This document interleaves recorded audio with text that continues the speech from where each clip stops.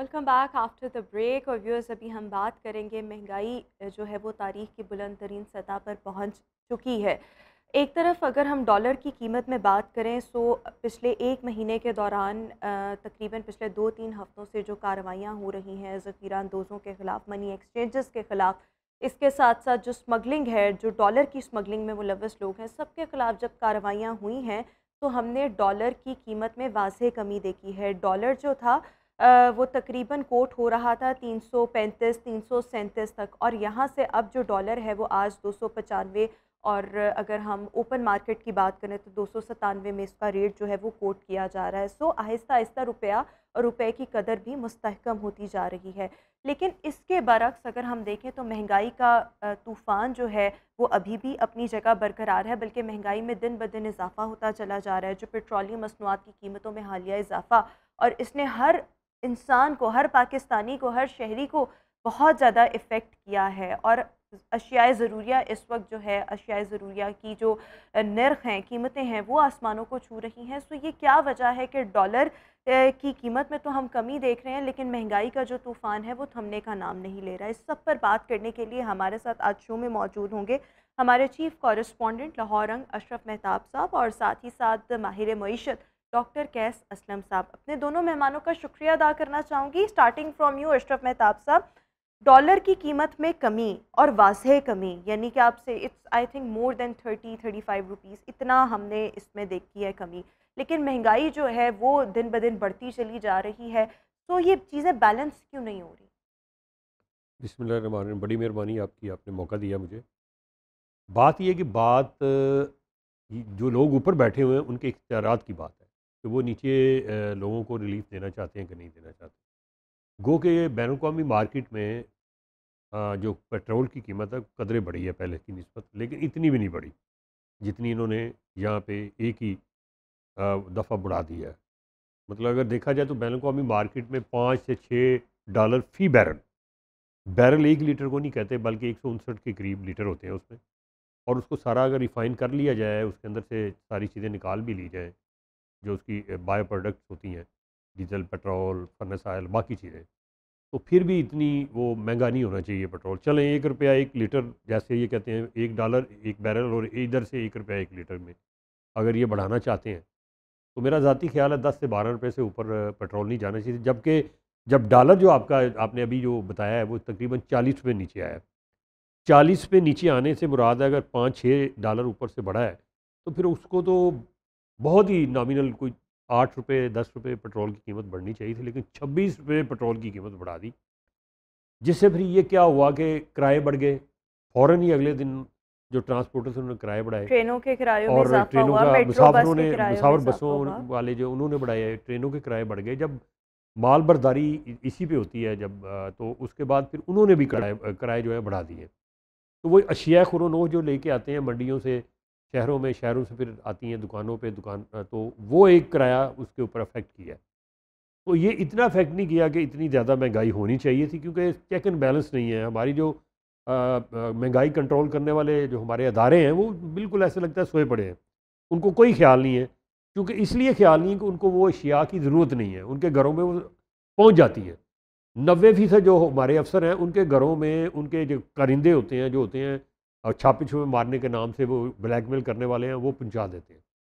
गो उनको पेट्रोल भी मुफ्त मिल रहा होता है गाड़ियों के अंदर। इतनी इतनी बड़ी गाड़ी, एक एसी जो है उसने 2 करोड़ की गाड़ी पे बैठ के जाके क्या चेक करना होता है, सब्ज़ी की कीमत क्या है, मुर्गी की कीमत क्या है, इसकी कीमत क्या है। मुझे ये बताएं, वो इतनी महंगी गाड़ी में बैठेगा, एसी के अंदर बैठेगा, और उसको क्या कंसर्न होगा कि वो अगर वो 10 रुपये 15 रुपये 20 रुपये बढ़ जाएगी। अगर वो खुद खरीदेगा या उसकी बेगबाद को खुद लाना पड़ेगा और वो अपनी तनख्वाह के अंदर गुजारा करेगा, तो फिर उसे एहसास यानी होगा, वो महंगाई पेट्रोल की भी में खरीदेगा अगर तो उसे हम एहसास बात होगा। करते हैं इजाफे की, या महंगाई में अगर कमी की जाए, तो इसका बराह रास्त ताल्लुक डॉलर से नहीं है, इसका बराह रास्त ताल्लुक पेट्रोलियम मसनूआत की कीमतों जी से। बिल्कुल। पेट्रोलियम मसनूआत प्लस बिजली की कीमतें जो बढ़ती हैं, ये दो चीज़ों को इसके अंदर ऐड कर लिया जाता है। हालांकि ये मुकामी तौर पे जो हमारा खाम माल से तैयार होती हैं अशिया, उसके ऊपर तो इसका असर पड़ना ही नहीं चाहिए। बिल्कुल। मुकामी सतह पे हमने ना कोई चीज़ बाहर से मंगवाई, बाहर से मंगवा के उसके अंदर डाली। मतलब अब मुर्गी है तो उसके अंदर खुराक आती है बाहर से, बिल्कुल आती है, और एक अंसर है उसका मेन मेन जो है, तो उसके ऊपर कदगन तो है, तो उसका ये मतलब नहीं है कि उसकी जो कीमत आप इस वक्त ले गए हो जहाँ पे वो उतनी बनती है। उसकी कीमत एक 25% या 30-35% मुर्गी के वो हिस्से के अंदर जो होती है उसके अंदर ऐड होनी चाहिए। लेकिन आप देख लें उसकी कीमत जो है वो कहाँ पे कहाँ पहुँची हुई है। ये पिछले 2-3 महीने के अंदर ही उसकी कीमत में इतना ज़्यादा इजाफा हो गया कि वो एक कहते थे कि जी गरीब जो है उसके लिए प्रोटीन सबसे ज़्यादा अगर सस्ती है तो वो मुर्गी का गोश्त है। तो अब वो क्या करे बेचारा, मुर्गी का गोश्त नहीं खा सकता। छोटा गोश्त 2000 रुपये किलो से ज़्यादा हो गया अच्छा, है, ये बड़ा देखिए गोश्त जो है यही वो वाला 1500 के सवाल मैं ऊपर चला डॉक्टर गया, क्या कैस के करें? सामने भी रखना चाहूंगी। डॉक्टर कैस, मैं आपसे ये पूछना चाहूंगी कि अगर हम महंगाई की बात करें और महंगाई में इजाफा, इसका बराह रास्त ताल्लुक डॉलर की कीमत में इजाफे से होता है, या इसके साथ साथ अगर हम देखें तो पेट्रोलियम मसनूआत की कीमतों में इजाफे से होता है? अच्छा, डॉक्टर कैस से हम दोबारा रब्ता करने की कोशिश करेंगे। कुछ टेक्निकल वजूहात की बिना पर अभी हम उनसे कनेक्ट नहीं कर पा रहे। एक लोगों के अंदर ये भी कन्फ्यूजन पाई जा रही है कि जिस तरह से डॉलर की कीमत में हम कमी देख रहे हैं, तो क्या कुछ अरसे के बाद जब हाथ हल्का किया जाएगा और ये कार्रवाइयाँ जो अभी बड़े तवातर के साथ, बड़ी तेज़ी के साथ की जा रही हैं, इसमें अगर हम कमी देखेंगे तो क्या डॉलर फिर ऐसी ही उड़ान पकड़ेगा? नहीं, अगर तो इन्होंने जिस तरह से ये इस वक्त काम हो रहा है, ख़ास तौर पे मनी एक्सचेंजर को मॉनिटर किया जा रहा है, मुझे लगता है कि ये डॉलर और नीचे आएगा और ये आवाज़ आ रही है कि 250 रुपये 240 रुपये तक डॉलर ने आना है। अगर ये वाक़ईतन ये 240 या 250 पे आ जाता है तो फिर यकीनी बात है पेट्रोल की कीमत में ज़्यादा कमी होगी। और ये भी दुआ करते हैं हम लोग कि बैन अवी मार्केट में पेट्रोल की कीमत में कमी आ जाए। लेकिन देखिए, हम कहते हैं कि जी बैनुल-अक़वामी मार्केट में पेट्रोलियम मसनूआत की कीमतों में इजाफा हुआ, इसी वजह से हमने यहाँ पर कीमतें बढ़ाई। हमारे ऊपर एक IMF का जो स्टैंड बाय मुआहिदा है, हमने उसकी भी शराइत को जो है वो पूरा करना है।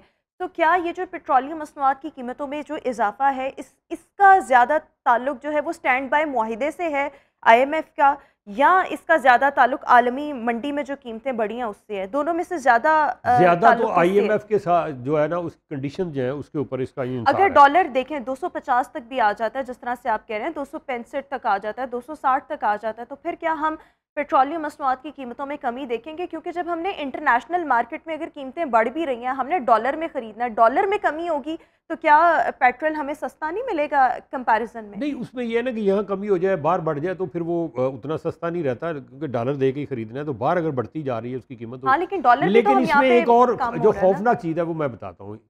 ये हमेशा होता आ रहा है कि जिस चीज़ की कीमत आप बढ़ाते जाएंगे ना उससे नुकसान होगा। एक तो उसकी खपत में कमी आ जाएगी। मसलन पेट्रोल की कीमत में बढ़ने से पिछले 2 महीने के अंदर तकरीबन 15 से 20% उसकी तलब में, सेल में कमी आ गई है। अब सेल में कमी आएगी तो क्या नुकसान होगा कि हुकूमत को टैक्सेस नहीं मिलेंगे। अगर हुकूमत को टैक्सेस नहीं मिलेंगे तो फिर IMF के पास जाके क्या कहेगी? वो कहेगा भई आपने तो 860 अरब लेना था पेट्रोल से, तो ये तो आपने सिर्फ 700 अरब का इसमें से लिया है, तो बाकी 150 अरब कहाँ से डालेंगे? तो हुकूमत को सोचना चाहिए कि फिर ये कीमत बढ़ाएगी, हुँ। कैसे पूरा करेगी? तो जब कीमत कम करेंगे, तलब बढ़ेगी उसकी, लोग ज़्यादा खरीदेंगे तो आपका टैक्स भी ज़्यादा आएगा, रेवेन्यू भी।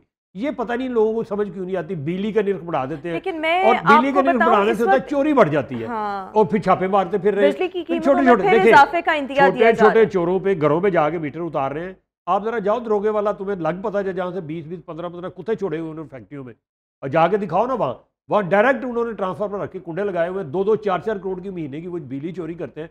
वो एक पकड़ लो और मेरा ख्याल में इधर से अगर आप 1000 बंदा पकड़ लो घरेलू सार्वजनिक, तो उसके बराबर नहीं लेकिन बनता। अब ये ऐलान भी तो तो मैं उस भी तरफ जाए आज ना सुबह ये। आते हुए ही देख रही थी कि जो बिजली चोरी करते हैं या बिजली के डिफ़ॉल्टर्स हैं, इस वक्त उनकी जो जायदादें हैं वो ज़ब्त की जाएंगी। मेरा दिल करता है अल्लाह करे कि ऐसा ही हो और इसी तरह के सख्त इक़दाम किए जाएँ, बिकॉज़ अब पाकिस्तान जो है वो हम वेंटिलेटर से भी शायद आगे की सिचुएशन पर जा चुके हैं, और अगर हमने पाकिस्तान बचाना है तो हमें इस तरह के करप्ट अनासर, करप्ट माफिया के खिलाफ कार्रवाई करनी पड़ेगी। बहरहाल डॉक्टर कैस उस वक्त हमारे साथ मौजूद है। डॉक्टर कैस, मैंने आपके सामने ये सवाल रखा था कि मुल्क में जो इस वक्त महंगाई का एक तूफान है, डॉलर की कीमत में हम कमी देख रहे हैं, पेट्रोलियम मसनूआत की कीमतों में इजाफा देख रहे हैं, महंगाई का ज़्यादा लिंक डॉलर की कीमत के साथ है या पेट्रोलियम मसनूआत की कीमतों के साथ है? क्योंकि अगर डॉलर की कीमत में कमी हो रही है तो फिर महंगाई में समहाउ थोड़ी सी तो रिडक्शन होनी चाहिए ना? देखें, बात ये है कि जो 2-3 बातें बड़ी इम्पोर्टेंट हैं, आपको पता होनी चाहिए। पहली बात ये है कि ये इमीडिएट इम्पैक्ट नहीं आता। जो डॉलर सबसे ऊपर गया था उसका जो इम्पैक्ट महंगाई पे आया हुआ है, अभी तक वही चल रहा है। जो इंपोर्ट्स की हुई हैं, जो रॉ मटेरियल्स और मशीनें इंपोर्ट की हुई हैं वो महंगी की हुई हैं, उसकी वजह से वो इम्पैक्ट है। हालांकि डॉलर नीचे आया है, मगर मार्केट जो है चीज़ें बनाने वाले, अब उसके अंदर दूसरा जो इशू है जो वो कि गवर्नमेंट ने पेट्रोल को भी बढ़ा दिया है बड़ी आर्टिफिशियली, बिजली को भी बढ़ा दिया है, गैस को भी बढ़ा दिया है। तो इनपुट प्राइसेस जो हैं, कॉस्ट ऑफ प्रोडक्शन इतनी हाई हो गई है। तीसरी जो वजह है, वो असल जो वजह है, वो सप्लाई चेन का डिस्टर्ब होना है। इसका होर्डिंग, ये जो अनासर हैं, जो मिडलमैन हैं, वो चीज़ों को होल्ड करते हैं। चीनी भी करते हैं, डॉलर भी करते हैं, अनाज भी करते हैं, और फिर इसके साथ साथ जो आपकी प्रोडक्शन इस वक्त आपकी ना लैंड उस लेवल पे प्रोडक्टिव है, ना आपका इंडस्ट्री उस लेवल पे प्रोडक्टिव है। तो डिस्ट्रप्शन है बहुत सख्त किस्म की। आपकी अपनी जो गवर्नमेंट के अदारे हैं जिन्होंने इसको कंट्रोल करना है, वो रिश्वतें लेते हैं, जो भी फिर कॉस्ट ऑफ डूइंग बिजनेस को महंगा करती है। तो गवर्नमेंट की अपनी इनएफिशिएंसीज, बिजली और तेल की इनएफिशिएंसीज, और इंपोर्ट्स का असर डॉलर के थ्रू और इंटरनेशनल मार्केट, ये सारा असल तो ये है कि आपकी जो मार्केट मैकेनिज्म है वो डिस्टर्ब्ड है। वो जो है होल्डर्स के हाथ है। पीएमएलएन बड़ी जो है एफिशिएंसी से ये सारे ख़राब लोगों का फ़ायदा करके चली गई है पीडीएम, और ये गवर्नमेंट उसको कंट्रोल नहीं कर सकती। अब आप देखिए ना कि अच्छा आपके जो डॉक्टर प्राइम कैस, यहाँ मिनिस्टर पर मैं हैं, एक और सवाल आपके आगे रखना चाहूँगी। जिस तरह से आपने कहा, मैंने आपसे जो सवाल किया कि महंगाई में कमी क्यों नहीं हुई, डॉलर की कीमत में कमी, आपने कहा इसका वो नहीं इमीडिएट होगी। इफेक्ट नहीं आएगा। तो क्या थोड़ा सा लेटर ऑन हम इसका इफेक्ट देखेंगे? अभी नहीं आएगा, लेकिन 1 महीने तक, 1.5 महीने तक, 2 महीने तक? देखें किया क्या है कि डॉलर नीचे आ गया, मगर बिजली के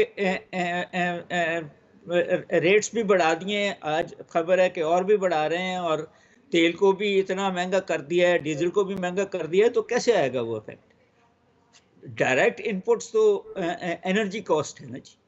तो जब तक आप एनर्जी कॉस्ट को नीचे नहीं लाते, जब तक आप, हालांकि क्रैकडाउन आप डॉलर वालों पे कर रहे हैं, आप, इसका मतलब है कि आपको पता था कि किधर किधर डॉलर होल्ड हो रहे हैं। इंडस्ट्रियलिस्ट तो बहुत सारा मिडिल लेवल का बेच के डॉलर लेके मुल्क से बाहर चला गया है।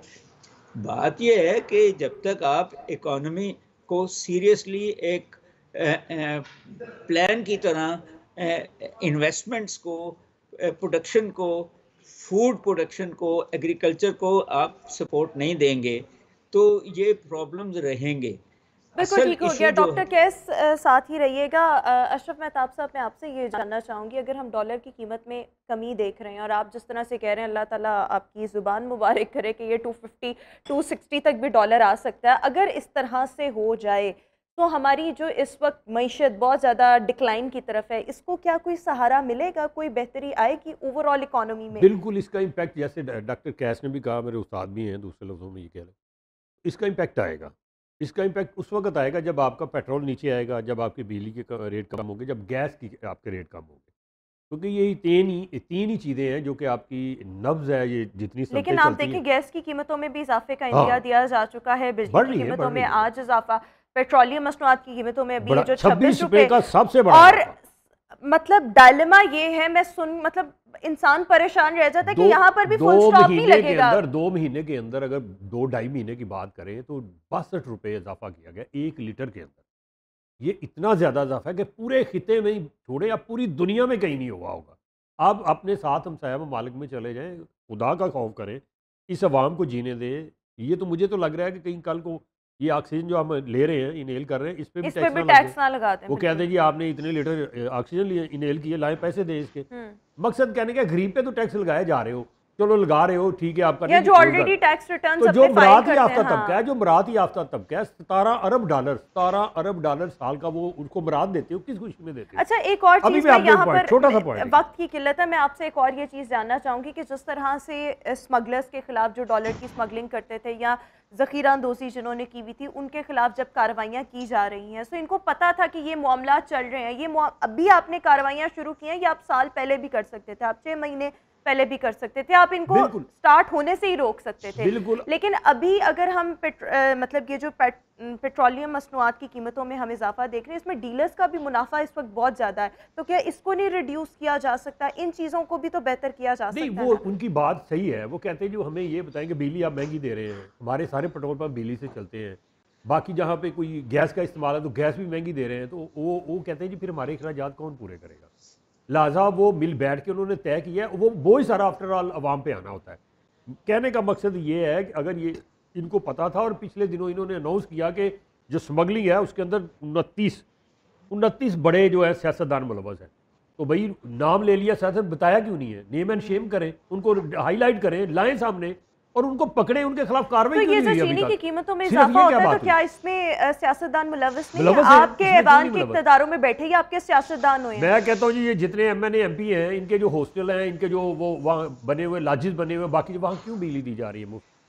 अगर वो है हमारे सरकारी मुलाजम हैं, अभी रिसेंटली खबर आ गई थी, वज़ीर आज़म साहब ने रोक दिया है कि जो बिजली पैदा करते हैं या जितने बिजली सप्लाई करते हैं उनके जो यूनिट खत्म करने थे, फ्री यूनिट, वो जी वो रोक दिए गए जी, अब नहीं खत्म करेंगे। अच्छा डॉक्टर केस तो में फिर आपसे अवाम एक के और ऊपर ही पड़ेगा इसका असर। तो अवाम को मारना है तो फिर ये तो कोई बात ना हो यार। अवाम को मारना क्या है, अवाम मर रहे देखिए हैं। सियासतदान सारे कह रहे हैं लेवल प्लेइंग फील्ड, तो ये खुदा का खौफ करे, अवाम को आप लेवल प्लेइंग फील्ड दे नहीं रहे, आप खुद खा रहे हो सारा। डॉक्टर केस मैं आपसे ये जानना चाहूंगी, अभी ये जो हम महंगाई में बहुत ज़्यादा इजाफा हम देख रहे हैं, अल्टीमेटली आपको क्या लगता है, चलें अभी तो निगरान सेटअप है, लेकिन क्या कोई ऐसी पॉलिसी, कोई ऐसे फैसले हो सकते हैं जो ये महंगाई में जो इजाफा होता जा रहा है चीज़ों को कंट्रोल किया जा सके? जिस तरह डॉलर की कीमत को कंट्रोल किया गया है, वैसे महंगाई को भी कंट्रोल किया जाए। फैसले किए जा सकते हैं, सवाल तो सिर्फ वही है कि आप जो ये सरमायादारी निज़ाम है, ये आप किस लेवल पे चलाना चाहते हैं? आप इसके अंदर इतनी बड़ी हुकूमतें रखी हुई हैं जो अवाम को सिवाय बोझ देने के और कुछ नहीं कर रही, ना लॉ एंड ऑर्डर दे रही हैं, ना तो वो जो अखराजात हैं जो टैक्स और लेवीज़ और के थ्रू ले रहे हैं, और हर दफ़ा हुकूमत जो है वो बिजली बनाने वालों डिस्कोस की बात मान लेते हैं जी कि पिछले महीने से और 2 रुपए या 1.5 रुपया महंगा कर दें आप यूनिट, तो मान लेते हैं, तो सारफ किधर है? बात ये है कि जब तक आप ये लोगों की तनख्वाहें भी उसी लेवल पे नहीं बढ़ाएंगे जिस लेवल पे आप बिजली और पेट्रोल की कीमतें बढ़ा रहे हैं, तो आपकी मिडिल क्लास ख़त्म हो जाएगी। मिडिल क्लास है जो बैकबोन होती है किसी भी मुल्क की। आपका जो इन्वेस्टर है वो भाग जाएगा इस मुल्क से, ब्रेन ड्रेन हो रहा है इस मुल्क से। आप देखें जिस पढ़े लिखे से भी आप बात करें वो कहता है जी मैं कोशिश कर रहा हूँ कि मुल्क छोड़ रहा हूँ। मुल्क ऐसे नहीं चला करते। मुल्क चलते हैं जब आप इसकी मईशत को, इसकी रोज़गार के मौक़ों को फ़रोग़ देते हैं, कॉस्ट ऑफ डूइंग बिजनेस को नीचे लाते हैं। ये सारा ब्लेम IMF पे कर रहे हैं। IMF का इसमें कम कसूर है, इसका अपने जो जिसको इनएफिशिएंसीज हैं, करप्शन है, उसके कसूर ज़्यादा हैं।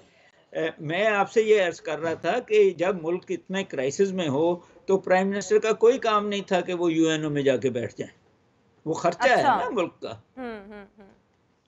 उनका काम यहाँ था। लेकिन इस तरह के तो फिर और बड़े फैसले हैं मेरे ख्याल में, जिस तरह से मरात हैं काबीना की और मुख्तलिफ लोगों की, इदारों में बैठे हुए लोगों की, ब्यूरोक्रेसी की। आपने कहा है कि जी आप असल में जो बात समझने वाली है वो ये है कि ये दो मुल्क हैं। एक मुल्क जो अमीरों का मुल्क है जिनको मरातें भी मिलती हैं और वो टैक्स भी नहीं देते, और दूसरा जो है वो अवाम का मुल्क है जो चीखते भी हैं तो उन पे और बोझ डाला जाता है। लेकिन अगर पाकिस्तान को बचाना है तो इसके लिए सख्त फैसले लेने होंगे, जिस तरह से ज़ख़ीरा अंदोज़ों के खिलाफ जो डॉलर की ज़ख़ीरा अंदोज़ी में या मनी एक्सचेंजर्स और हैं जो स्मगलिंग करते हैं उनके खिलाफ वो कार्रवाइयाँ हो रही हैं, बाकी लोगों के खिलाफ भी कार्रवाई होनी चाहिए। जी डॉक्टर कैस क्विकली बताइएगा। जी, जी, मैं कह रहा हूँ कि जो गवर्नमेंट के एहलकार हैं जो ज़ख़ीरा अंदोज़ों से और डॉलर अंदोज़ों से पैसे लेते हैं, रिश्वत लेते हैं, ये जितने आपकी लैंड माफिया है, मैं और आप तो नहीं अब अपनी तनख्वाह से घर खरीद सकते, तो उन हुँ, पता पता करें ना, उनको तो एमनेस्टी देते हैं आप कि जी हम सही नहीं बात। पूछेंगे कि तो सारी पॉलिसी पॉलिटिकल गवर्नमेंट हो या नॉन पॉलिटिकल गवर्नमेंट हो, सारी पॉलिसीज़ तो आप एक ख़ास सेक्शन ऑफ और बदमाशों और चोरों के लिए बना रहे हैं। बिजली चोर हों या जो है पैसा चोरी करते हों, आप आवाम के लिए तो बना ही नहीं रहे। अब सवाल बड़ा इंटरेस्टिंग है कि लोग अगर ये अपने बच्चे दहशतगर्दों को बेचना शुरू कर दिया, तो आप कैसे अपनी लॉ एंड ऑर्डर को ठीक करेंगे? बिल्कुल ठीक हो गया। सो इसके लिए यकीनी तौर पर सख्त फ़ैसले लेने की बहुत ज़्यादा ज़रूरत है और अब मामलात पर सीरियस होने की ज़रूरत है। बहुत शुक्रिया डॉक्टर कैस हमारे साथ मौजूद थे। अशरफ मेहताब साहब आपका भी बहुत शुक्रिया। व्यूअर्स उसी के साथ अभी हम शो में एक ब्रेक शामिल करेंगे। Welcome back after the break. और व्यूअर्स अभी शो के सेगमेंट में मैं आपके साथ बात करना चाहूँगी, अगर हम टेक्नोलॉजी की दुनिया में देखें तो टेक्नोलॉजी की दुनिया में ख़वातीन की गैर दिलचस्पी देखने में आ रही हैं और कम ख़वातीन जो हैं उनका रुझान टेक्नोलॉजी में है। दुनिया भर में इस वक्त बहुत सी ऐसी ऑर्गेनाइजेशंस काम कर रही हैं जो मुख्तलिफ़ इंडिविजुअल्स को, मुख्तलिफ़ यंगस्टर्स को रोज़गार के मौक़े जो हैं वो फ़राहम करती हैं। और इस सब के साथ साथ एक और ये चीज़ है कि ये जो इदारे हैं इस चीज़ को भी प्रमोट करते हैं कि ख़वातीन टेक्नोलॉजी में ज़्यादा दिलचस्पी लें, इसलिए बिकॉज़ जितना टेक्नोलॉजी में मर्दों का इंटरेस्ट होना ज़रूरी है उतना ही फ़ीमेल्स का भी इंटरेस्ट होना बहुत ज़्यादा ज़रूरी है। लेकिन हाल ही में एक आर्टिकल शाया हुआ, एक रिपोर्ट शाया हुई है जो कि एक इदारा है जेंडर गैप, उसने कुछ आदाद-ओ-शुमार स्टैटिस्टिक्स शेयर किए हैं जिसके मुताबिक कंप्यूटिंग की फ़ील्ड में सिन्फ़े नाज़ुक यानी कि ख़वातीन की तादाद 2025 तक 22% या इससे भी कम हो जाएगी, जो कि ऑब्वियसली एक लम्हा फ़िक्रिया है कि क्या इस फ़ील्ड में चैलेंजेस बहुत ज़्यादा हैं, क्यों ख़वातीन इस वक्त टेक्नोलॉजी की दुनिया में या कंप्यूटर साइंसेस में इतना रुझान नहीं रख रही। इस पर आज हम बात करेंगे और हमारे साथ CEO My Impact Meter Kanwal Cheema इस वक्त हमारे साथ शो में मौजूद है। Kanwal, thank you so much for joining us in our show. So सबसे पहले अगर हम टेक्नोलॉजी की दुनिया को देख लें या कंप्यूटर साइंसेस को देख लें, what do you think is the reason कि ख़वातीन जो हैं उनका रुझान इस तरफ कम है या कम होता चला जा रहा है? आई थिंक एक हेस्टी जनरलाइजेशन, एक लॉजिकल फैलेसी जिसे हम कहते हैं, वो ये है कि ख़वातीन जो हैं वो टेक्निकल नहीं होती या हुँ, वो टेक्नोलॉजी में बहुत अच्छी नहीं होती। मैं आपको अगर अपनी मिसाल दूं तो मैंने ग्रेजुएट किया फास्ट यूनिवर्सिटी से, जो national university of computer emerging sciences है इस्लामाबाद में। और जिस वक्त मैंने ग्रेजुएट किया उस वक्त जो है हमारी क्लास में 50 के बैच में सिर्फ 7 लड़कियां थीं। अच्छा, उन 7 लड़कियों में भी सिर्फ 1-2 थीं जिनको प्रोग्रामिंग का इंटरेस्ट था और बाकियों को प्रोग्रामिंग का इंटरेस्ट नहीं था। तो हम 7 में से 2 हम प्रोग्रामिंग करती थी, मी एंड अनदर वन, और 5 बिल्कुल नहीं करती थी। और वो क्योंकि एक बस वो था कि भई हाँ, प्रोग्रामिंग नहीं होती हमसे, बस प्रोग्रामिंग हमें नहीं आती। और उनमें से मैं आपको बताऊँ, एक लड़की इस वक्त एप्पल में जो एप्पल मैप्स हैं उसमें प्रोग्रामिंग में लीड है। She is one of the top programmers of the world hmm, in Apple in San Francisco. Hmm, वही लड़की जो कि यूनिवर्सिटी में उसके दिमाग में एक स्विच था जो कि उसको ये कहता था, मेरी दोस्त है सादिया, सादिया अरसलान उसका नाम है, and she is one of the top programmers in Apple. तो मगर वो यूनिवर्सिटी में नहीं करती थी। तो आई थिंक कि ये जो एक अवेयरनेस और एक जिसको हमने टेक्नोलॉजी को हवा बनाया हुआ है कि पता नहीं क्या चीज़ है और लड़कियों के लिए बहुत मुश्किल है, बिल्कुल भी मुश्किल नहीं है।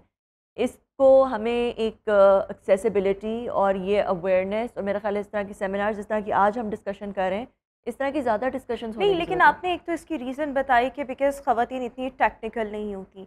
लेकिन और कौन से फैक्टर्स जो हैं वो ख़वातीन की इस दिलचस्पी को मुतासर करते हैं, या उनकी स्कूलिंग में ऑब्वियसली ख़वातीन के दिमाग में डाला जाता है, पहले वक्तों में डाला जाता था कि तुम टीचर बन सकती हो। अच्छा, फिर ख़वातीन आहिस्ता-आहिस्ता डॉक्टरी की तरफ आई, डॉक्टर्स बनने लग गई, फिर इंजीनियरिंग की तरफ आई। अभी भी ख़वातीन इंजीनियर्स कम होती हैं, मर्द ज़्यादा होते हैं।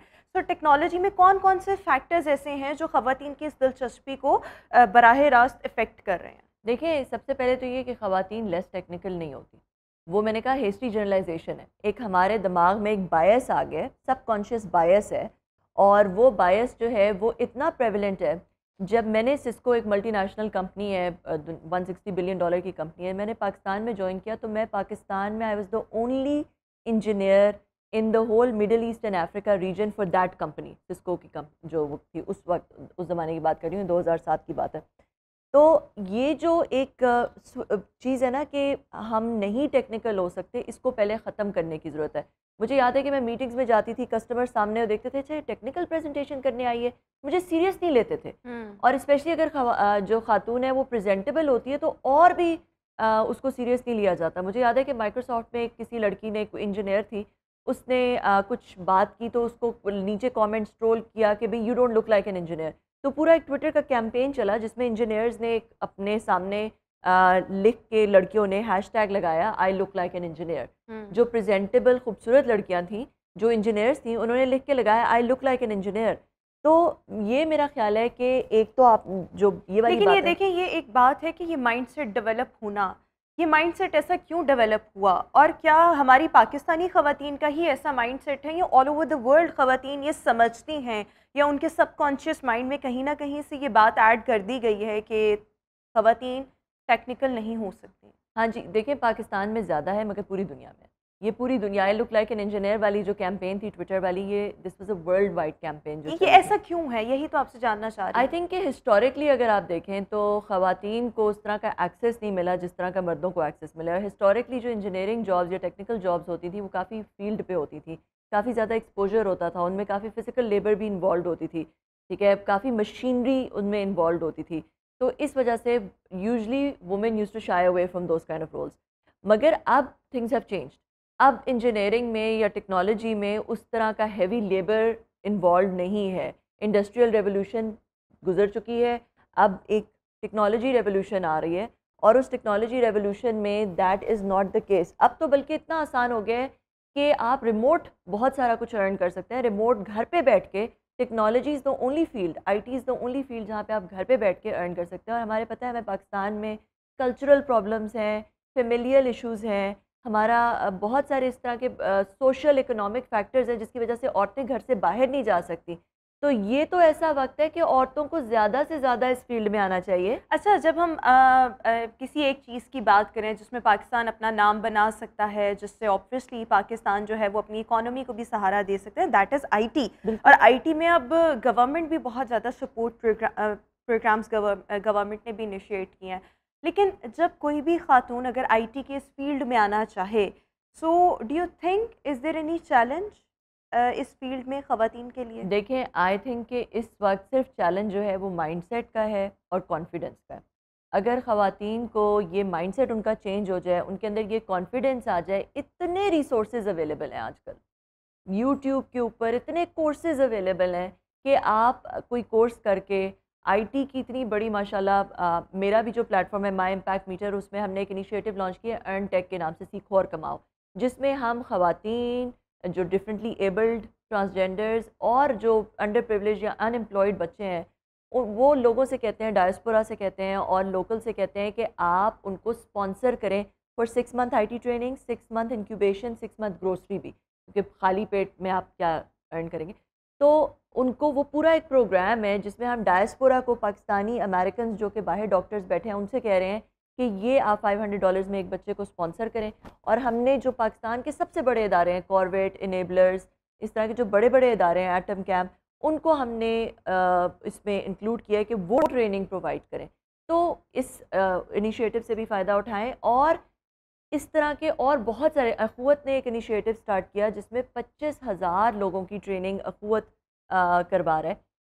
उसमें भी इसी तरह के डिसेबल्ड भी हैं, खातूनें भी हैं, उसके अंदर काफ़ी ज़्यादा उनको हेल्प की जा रही है और ऑनलाइन ट्रेनिंग भी दी जा रही है, जो कि बिल्कुल घर से बाहर नहीं निकल सकती, उनको ऑनलाइन ट्रेनिंग भी उनके लिए अवेलेबल है।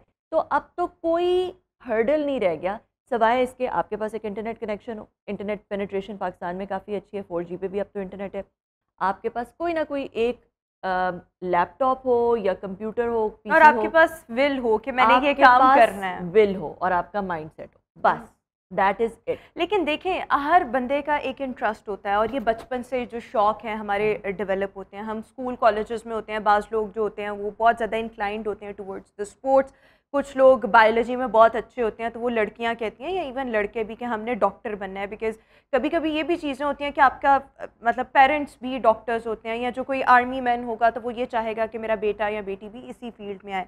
तो व्हाट डू यू थिंक कि आईटी के शोबे में इंटरेस्ट डेवलप करवाना या करना, इसको एक टारगेट सेट किया जाए और स्कूलों में बच्चों को इसकी क्या ऐसी तालीम दी जाए कि उनका शौक डेवलप हो फ्रॉम द वेरी बिगिनिंग, फिर वो आगे बढ़ते जाएं तो फिर उनके सामने पाथ्स क्लियर हों। अच्छा, डॉक्टर बनना है, आईटी एक्सपर्ट बनना है, इंजीनियर बनना है, तो वो उस जो अभी हमारे दिमाग में इंजीनियर या डॉक्टर वाली दो चीज़ें आती हैं, इसमें एक इजाफा आईटी का भी हो, तो उसके लिए हमें क्या करने की ज़रूरत है? देखिए, आईटी अब एक ऐड ऑन नहीं रहा या अलग से फील्ड नहीं रही। आप जिस भी फील्ड में जाएंगे, अगर आपको बेसिक आईटी नहीं आती, आप पीछे रह जाएंगे। आप देखें, जब से आर्टिफिशियल इंटेलिजेंस आ गई है, कौन सी ऐसी फील्ड है, आप डॉक्टर बन जाएं, आप इंजीनियर बन जाएं, आप किसी भी और फील्ड में चले जाएं, आप जब तक कि वो प्रिडिक्ट करते हैं, रिपोर्ट्स जो आ रही हैं वो ये कहती हैं कि जो लोग एआई यूज़ कर सकेंगे, जो लोग एआई नहीं यूज़ कर सकेंगे, उन they will lose their job, जो नहीं एआई यूज़ कर सकेंगे। ठीक है, तो हर फील्ड के अंदर आईटी जो है वो इन्फ्यूज़ हो गया है। तो अब आईटी ऑप्शनल नहीं रहा कि आप ये भी फील्ड, ये भी, हर चीज़ के अंदर IT should become a core part of the curriculum. और आईटी शुड बिकम, जैसे आप अंग्रेज़ी सीखते हैं या मैथ सीखते हैं, आपने हर सूरत सीखना ही है ना, कोर पार्ट होता है हर करिकुलम का। तो बेसिक में ये आईटी को भी कोर पार्ट बनाना पड़ेगा आपके करिकुलम का। बिल्कुल ठीक। और अच्छा, इसके साथ साथ जितनी भी एस्पायरिंग ख़वातीन हैं जो कि टेक्नोलॉजी की फील्ड में आना चाहती हैं बट दे फील हेजिटेंट, या उनका माइंडसेट ऐसा है, या उनके आगे चैलेंजेस होते हैं कभी घर वालों की तरफ से, या उनकी पढ़ाई ऐसी नहीं होती, या जो भी आप फैक्टर्स कह लें, उनको आप कोई मैसेज देना चाहेंगी, कोई एडवाइस करना चाहेंगी? अच्छा, अभी हम शो में एक ब्रेक शामिल कर लेते हैं, ब्रेक के बाद वापस आएंगे तो यही सवाल और इसका जवाब मैं लूँगी। सो व्यूअर्स, आपसे मुलाकात करेंगे हम ब्रेक के बाद। Welcome back after the break. और व्यूअर्स, टेक्नोलॉजी की दुनिया में ख़वातीन का रुझान, इसकी वजह क्या है, कमी की वजह असल में क्या है, और किस तरह से ख़वातीन को इस फील्ड की तरफ या आईटी की तरफ माइल किया जा सकता है, इस पर हम बात कर रहे हैं। अच्छा, मैं आपसे कमल एक और चीज़ ये जानना चाहूँगी, ब्रेक से पहले भी मैंने आपसे सवाल किया था कि बहुत सी ख़वातीन आईटी एक्सपर्ट बनना चाह रही होंगी, टेक्नोलॉजी की दुनिया में कुछ ना कुछ करना चाह रही होंगी, द एस्पायरिंग वुमेन, उनके लिए कोई एक मैसेज, कोई एक एडवाइस, कोई सजेशन जो आपने अपने एक्सपीरियंस से लर्न किया और अब आप उनके साथ शेयर करें? सबसे पहले तो मैं ये कहूँगी कि आईटी बहुत ही एक कोई मुश्किल नहीं है, इसको हवा ना बनाएं, अपने अंदर कॉन्फिडेंस पैदा करें, और फिर उसके बाद अपने अंदर कॉन्फिडेंस पैदा करने के बाद आप ढूंढें कि आप कौन सा ऐसा कोर्स कर सकती हैं जो कि कुछ महीनों का कोर्स हो, 3 महीने का, 6 महीने का। अगर आप घर बैठे कमाना चाहती हैं तो आप इस तरह का कोई कोर्स करके, फ्रीलांसिंग का कोई कोर्स करके, डेफिनेटली आराम से अपने घर पे बैठ के $200-300 तो बहुत आराम से आप कमा सकती हैं। तो इसको बिल्कुल अपने अंदर एक वो जो स्विच है ना, वो जो एक एक चीज़ कि मैं नहीं कर सकती, इसको ख़त्म कर दें, then you will be able to do it. बिल्कुल ठीक हो गया। और इसके साथ साथ एक और ये चीज़ कि ख़वातीन का रुझान इस तरफ लाने के लिए, ख़वातीन को इस फील्ड की तरफ माइल करने के लिए, ताकि ज़्यादा से ज़्यादा पाकिस्तानी ख़वातीन इस तरफ आएँ, जहाँ पे हम वुमेन एम्पावरमेंट के लिए इतने काम कर रहे हैं, इतने हमने इनिशिएटिव्स लिए, हम कहाँ थे, कहाँ पर आ गए, तो हुकूमत का क्या कोई रोल बनता है इसमें, इसको प्रमोट करने में? देखिए, और हुकूमत, अगर बनता है तो वो क्या रोल हो सकता है? एक तो अवेयरनेस का रोल बनता है, दूसरा पॉलिसी का रोल बनता है कि ऐसी पॉलिसी हो कि जो घर पे बैठे इस तरह का काम करना चाहते हैं उनके लिए फ्रिक्शन हर तरफ से ख़त्म हो जाए, बहुत आसान हो उनके पैसे रिसीव करना, बाहर से आना, उनके ऊपर जो जितनी भी पॉलिसी से रिलेटेड सहूलियात है ना, जो लॉजिस्टिक्स से रिलेटेड सहूलियात हैं, वो उनको बहुत आसानी से मिल जानी चाहिए। उनके लिए ऐसे पोर्टल्स होने चाहिए जहाँ पे वो जाके ईज़िली अपने जो बाकी के लॉजिस्टिकल इश्यूज़ हैं वो आराम से सॉर्ट आउट कर सकें, ताकि उनको इस चीज़ में ना फंसना पड़े। और सबसे ज़्यादा मुझे जो आज की कॉन्वर्सेशन में चीज़ इंटरेस्टिंग लगी, इट्स ऑल द माइंडसेट। अगर आप ये सोच लें कि ये आपने करना है, it would be very easy, अगर आप इसमें जंप इन करते हैं तो ये आसान ही होगा। सिर्फ हमें यहाँ पर या हम सब ख़वातीन को अपना माइंड जो है उसको थोड़ा सा बदलने की ज़रूरत है कि yes we can do this, this is our field और हम इसमें अपना नाम बना सकते हैं and this is going to be an easy task. Thank you so much Kanwal Cheema, हमारे साथ शो का हिस्सा थी। व्यूअर्स, इसी के साथ ही हमारा आज का शो अपने इख्तिताम को पहुँचा। इंशाल्लाह आपसे मुलाकात करेंगे अपने नेक्स्ट प्रोग्राम में। अपना बहुत सा ख्याल रखिएगा, मुझे दीजिए इजाज़त, अल्लाह हाफ़िज़।